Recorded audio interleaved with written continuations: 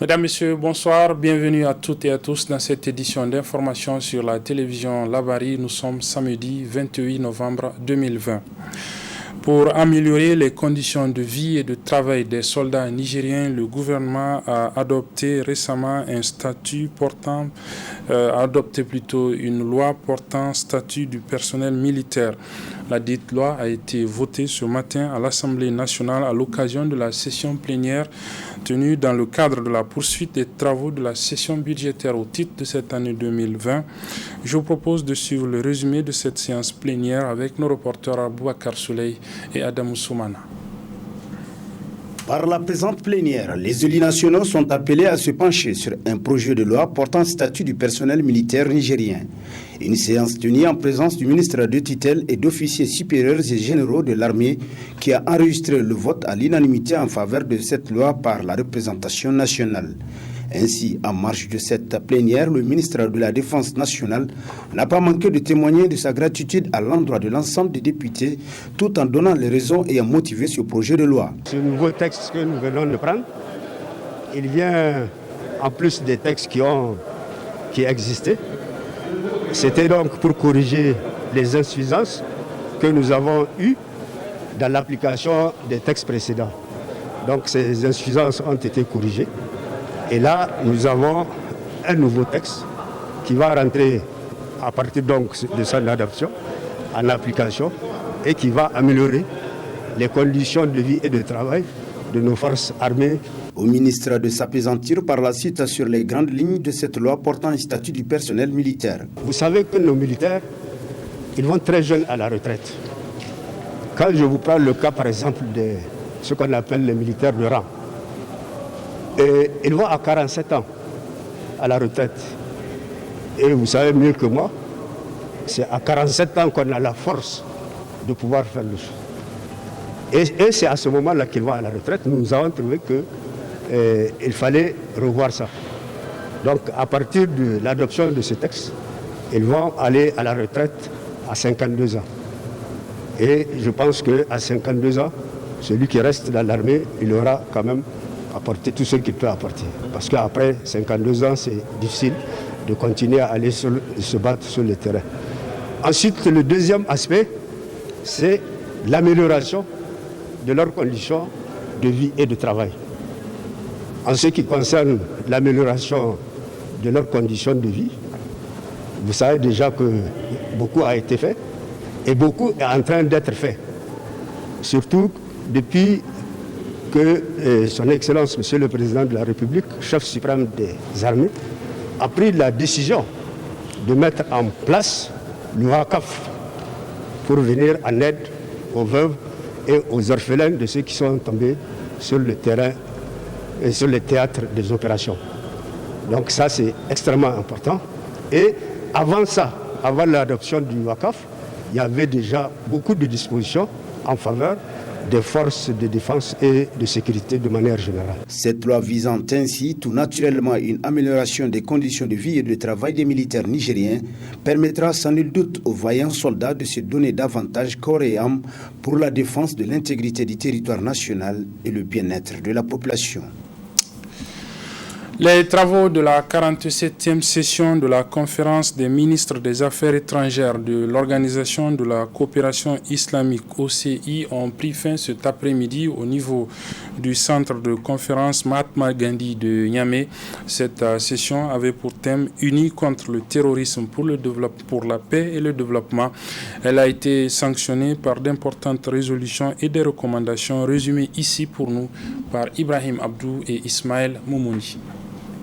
$300 million Échange fructueux avec le débat de haut niveau, c'est ce qui a caractérisé cette 47e session du Conseil des ministres des Affaires étrangères de l'Organisation de la coopération islamique OCI. Après les recommandations et les motions de remerciement, les participants ont procédé au choix du secrétaire général de l'OCI et de son assistant. Décide d'élire son Excellence l'ambassadeur Hissène Brahim Taha, secrétaire général de l'Organisation de la coopération islamique, pour un mandat de 5 ans à compter du 17 novembre 2021. Invite tous les États membres à soutenir le nouveau secrétaire général pour lui permettre de s'acquitter au mieux des hautes charges qui lui sont confiées. Ayant pris note du décès du regretté Son Excellence l'ambassadeur Ahmed Senyomo, ancien secrétaire général adjoint aux affaires économiques le 11 septembre 2020, ayant pris connaissance de la désignation par la République du Cameroun au nom du groupe africain de Son Excellence Dr Ahmad Kawessa Senghando pour achever le mandat du défunt Son Excellence Ahmed Senyomo, ayant également pris connaissance du rapport du secrétaire général 1. Décide de nommer Son Excellence ambassadeur Ahmad Kawessa Senghando en qualité de secrétaire général adjoint pour le groupe africain pour une période prenant effet à compter de l'adoption de la présente résolution et jusqu'au 30 juin 2024.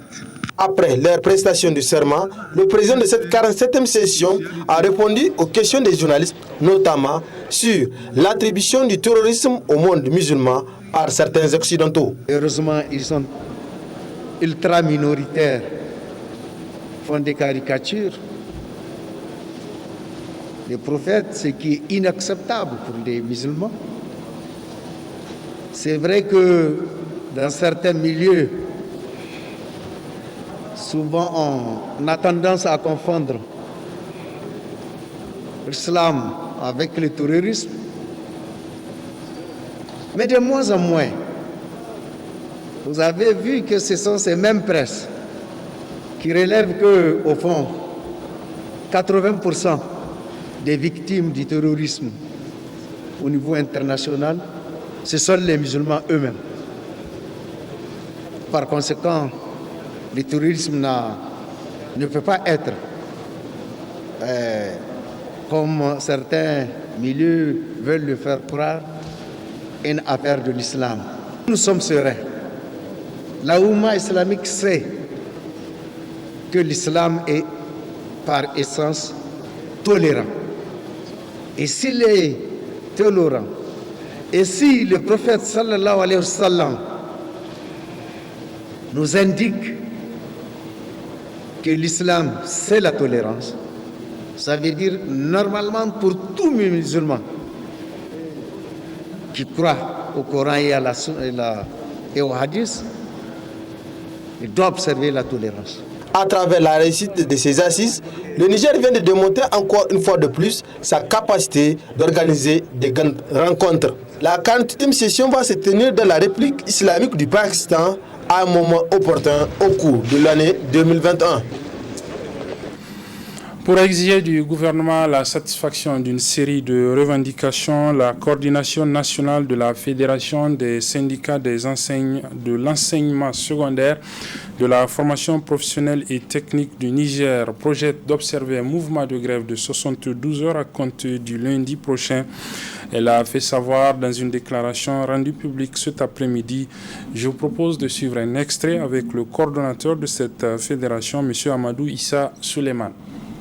La coordination nationale de la Fédération des syndicats des enseignants du secondaire, de la formation professionnelle et technique, FESES-FPT, pour l'amélioration des conditions de vie et de travail des enseignantes et enseignants du Niger, exige des autorités de la 7e République l'ouverture sans délai du recrutement sans concours des enseignants contractuels à la fonction publique au titre des années 2015, 2016, 2017, 2018, 2019 et 2020. La mise en solde de la 6e promotion d'APCEG, le paiement des reliquats de frais de correction et de surveillance des examens du baccalauréat, session 2019 et 2020, le rehaussement des frais de correction et de surveillance des examens BEPC, bac sportif, BEP, etc. Le recrutement à la fonction publique de tous les enseignants contractuels frappés par la limite d'âge. L'alignement du paiement de pécule des enseignants contractuels au paiement des salaires. La cessation des habits et intimidations de toutes sortes à l'égard des enseignants du secondaire, de la formation professionnelle et technique, le déblocage des promotions au grade au titre des années 2017, 2018, 2019 et 2020, l'affectation des membres des exécutifs, le déblocage des rappels salaires, des rappels d'ancienneté pour services civiques et des bonifications pour la maîtrise. Enfin, la coordination nationale de la Fédération des syndicats de l'enseignement secondaire, de la formation professionnelle et technique, FESES-FPT, tout en restant ouverte au dialogue franc et sincère, demande à toutes les enseignantes et à tous les enseignants à rester sereins, mobilisés comme un seul homme pour faire de la grève des journées du lundi 30 novembre, mardi 1er et mercredi 2 décembre 2020 une réussite éclatante. Pour refermer ce journal, retenez que l'Observatoire de la jeunesse pour la paix, OJEP, a organisé ce matin une conférence débat qui a réuni des jeunes étudiants du 5e arrondissement communal de la ville de Niamey autour du thème études sur l'accès des jeunes à l'emploi.